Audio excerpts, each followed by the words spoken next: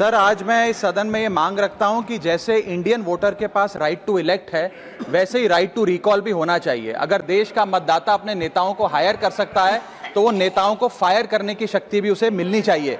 Sir, right to recall is a mechanism that empowers the voters to de elect a neta representative before the tenure ends if he fails to discharge his or her duty. Sir, हम MP MLA चुनते हैं, उसके बाद अगर वो काम ना करे, अपने वादे भूल जाए, जनता से दूर हो जाए, तो 5 साल तक इंतजार करने के अलावा जनता के पास कोई ताकत नहीं है।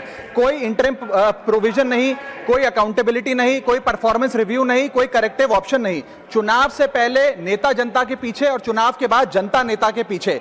और सर, 5 साल is too long a period in this day and age. अगर एक गलत फैसला गलत नेता को चुनने का लिया तो लाखों लोगों का भविष्य अंधकार में जाता है और पूरा क्षेत्र पीछे जाता है। Sir, we can trust our voters to elect. हमें अपने मतदाता पे विश्वास करना चाहिए कि वो अपनी गलती बदल भी सके राइट टू रिकॉल की ताकत से।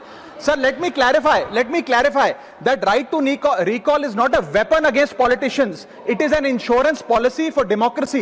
और भारत के संविधान में जब आप राष्ट्रपति को इंपीच कर सकते हैं टेन्योर के दौरान, उपराष्ट्रपति को हटाने का प्रावधान है, जजों को इंपीच करने के लिए प्रोसेस लेट डाउन है, यहां तक कि रूलिंग गवर्नमेंट के खिलाफ नो कॉन्फिडेंस मोशन लाकर आप सरकार बर्खास्त कर सकते हैं। तो एमपी एमएलए अगर आपका नॉन परफॉर्मिंग है तो उसको हटाने के लिए क्यों नहीं राइट टू रिकॉल मतदाता को देना चाहिए। दुनिया की 24 से ज्यादा डेमोक्रेसीज में राइट टू रिकॉल का मैकेनिज्म लागू है, जिसमें यूएस, कनाडा, स्विट्जरलैंड जैसे देश है। मैं आपको उदाहरण देता हूं सर, कैलिफोर्निया में एक गवर्नर क्रिस डेविस नाम के नेता 2002 में चुने गए। उनके कार्यकाल में मैसिव पावर कट हुए, एनर्जी क्राइसिस हुआ, बजट की मिसमैनेजमेंट और गन शूटिंग की वारदातें हुई। उसके चलते 1.3 मिलियन कंस्टिट्यूएंट्स ने एक पिटीशन साइन करके दी कि इन्हें रिकॉल किया जाए। वहां के चुनाव आयोग ने रिकॉल वोट कराया 7 अक्टूबर 2003 को और 55% मतदाताओं ने वोट किया कि इस नेता को बर्खास्त किया जाए।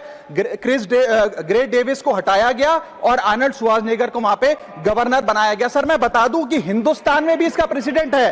कर्नाटक, मध्य प्रदेश, महाराष्ट्र और राजस्थान में रिकॉल मैकेनिज्म ग्राम पंचायत के स्तर पे लागू है और ग्राम सभा के लोग मतदाता वोट करके उन्हें वापस बुला सकते हैं। सर, लेकिन इसका मिसयूज ना हो, इसलिए हमें सेफगार्ड्स भी बनाने पड़ेंगे। एक थ्रेशोल्ड रखना चाहिए कि 35 से 40% मतदाता अगर साइन कर दे तभी राइट टू रिकॉल वोट करवाया जाए।